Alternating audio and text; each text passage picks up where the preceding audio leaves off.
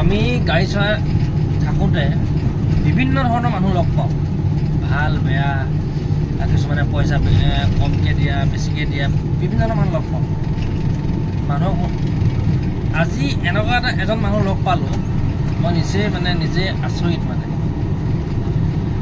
মানুহজনে ঢকুৱাখানা টাউনৰ পৰা আমাৰ কি কয় কঁঠালগুৰিলৈকে মোক থৈ আহিব ক'লেগৈ। গাড়ী নাই, এটা ইমাৰ্জেঞ্চি হৈছে, যিটো ভাড়া আপোনাৰ 70 টকা বা 80 টকা হয়।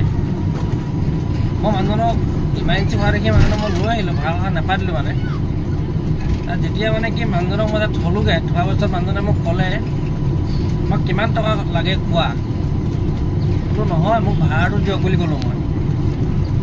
তাৰপিছত মোক ভাড়াটো কিমান বুলি তেওঁ সোধা নাই মোক, মোক টকা 1500 টকা মোক পকেটত ভৰাই দিছে। তুমি লোৱা, 500 টকা মাছ মাংস খাবা, 1000 টকা তুমি কি কৰা কৰিবা, সেই বুলি কৈছে। মই নিজে একদম আচৰিত হৈ গ'লোঁ, আৰু পৃথিৱীত এনেকুৱা মানুহ আছে নেকি বুলি মই নিজে পগলা হৈ গৈছোঁ। তাৰপাছত মানুহজনে মোক ক'লে কি, মই মানুহজনক ক'লোঁ দাদা ইমানকৈ পইচা নালাগে মোক, 1500 টকা আপুনি মোক 500 টকা দিলে হ'ব বুলি ক'লোঁ। যদি আপুনি যদি দিব বিচাৰিছে ইমান টকা, তেতিয়াহ'লে মোক ইমানকৈ নালাগে, আপুনি থৈ দিয়ক 1000 টকাটো, 500 টকা দিয়ক এনেকৈ ক'লোঁ। মানুহজনে মোক ক'লে যে তুমি থৈ দিয়া, মোৰ পইচা অভাৱ হোৱা নাই, কিন্তু তুমি যে মোক যে বিপদৰ সময়ত যে ইমান দূৰ বাট তুমি যে অকলে আহি যে মোক সহায় কৰি দিলাহি ইমাৰ্জেঞ্চি সময়ত, তাকে বহুত ধন্যবাদ বুলি কৈছে মোক। পইচাটো ডাঙৰ বস্তু নহয়, পইচা মই কাইলৈ ঘটি দিব পাৰিম, কিন্তু আজি বিপদটোৰ সময়ত যে তুমি মোক এই মুহূৰ্তত তুমি মোক সহায় কৰিলা, মই তোমাৰ এইটো বিনিময় দিছোঁ, তোমাক মই উপহাৰ হিচাপে দিছোঁ, মই ভাড়া এইটো নাই দিয়া, সেই বুলি কৈছে। মই কথাখিনি শুনি ভাল লাগিছে। তাৰপিছত এতিয়া কিনো কৰিম, এতিয়া উপায়টো নাই, ল'বতো লাগিবই পইচাটো নল'ম বুলি বা এৰি থৈ আহিম বুলি ক'লেও নোৱাৰি। তাৰপিছত আকৌ 500 টকা ল'ম বুলি কোৱাৰ কাৰণেও নামানে, 1500 টকাই ল'ব দিছে। আকৌ কৈছে কি এদিন আহিবা কৈছে ঘৰলৈ, এনেকৈ বুলি কৈছে। মই ভাবিছিলোঁ কথাটো, মই কিবা মানুহজনী অলপ মেণ্টেল কিবা হ'ব বুলি ভাবিছিলোঁ দেই। আপুনি যদি শুনি আছে, কিন্তু আপুনি বৰ ভুলকৈ নাভাবিব। মই কথাটো আমাৰ কি মানুহক ক'ব বিচাৰিছোঁ যে পৃথিৱীত এনেকুৱাও মানুহ পৃথিৱীত জীয়াই আছে। অকল পৃথিৱীত বেয়া মানুহ নাই, ভাল মানুহ পৃথিৱীত আছে কাৰণে আপোনালোকৰ আমাৰ নিচিনা মানুহবিলাক জীয়াই আছোঁ। আপুনি কথাটো যদি শুনি আছে তেনেহ'লে আপুনি ভুল নাভাবিব। যদি শুনিছে তেনেহ'লে আপুনি এটা কমেণ্ট এটা কৰি দিব, কাৰণ ভাল লাগিলে আজি আপোনাক।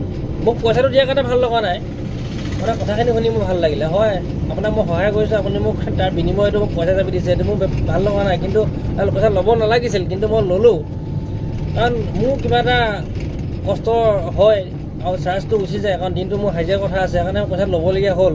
সেইটো বেয়া নাপাব আপুনি, কিন্তু আপোনাক ভাল লাগিলে আজি। তাৰপিছত মানুহজনো গুচি গ'লগৈ আৰু মই গুচি আহিলোঁ। দেৰি হৈছে অকণমান, গুচি আহিলোঁ। অহাৰ পাছত মই গোটেই বাটটো ভাবি আহি আছোঁ, কি কৰিলোঁ, মই ভুল কৰিলোঁ নে শুদ্ধ কৰিলোঁ। তাৰপিছত মনটোও বেয়া লাগিছে, যিমান যি হ'লেও ইমান টকা দি দিছে, 1500 টকা দি দিছে, তথাপিও মোৰ বেয়াও লাগিছে। ল'বলৈও মোৰ এতিয়া সংকোচ হোৱা নাছিলে, কিন্তু তেওঁ যেতিয়া ইমান জোৰ কৰিছে মই ল'বলগীয়া বাধ্যত হ'লোঁ। সেইটো আপোনালোকে ক'বচোন যে মই এইটো শুদ্ধ কৰিলোঁ নে ভুল কৰিলোঁ, পইচাটো লৈ পিনে ল'ব লাগিছিল নে নালাগিছিল। মোৰ কথাটো বেয়া পাব, আপোনালোকে কমেণ্ট কৰি জনাবচোন, কাৰণ মোৰ মনটোৱে কেতিয়াও এই কথাটো কি শুদ্ধ বুলি কোৱা নাই। এইকাৰণে কোৱা নাই কাৰণ সেই মানুহজনে বা কি কষ্ট কৰি কি কাম কৰি সেই 1500 টকা আনিছিলে। পইচা আছিলে, তেওঁৰ হাতত পইচাও আছিলে বাৰু, কমচে কম 500 টকীয়া থাক মোটামুটি আছে, মোটামুটি 20,000 মানৰ ওপৰত আছে। তাই মোক 3টা উলিয়াই দিছিলে।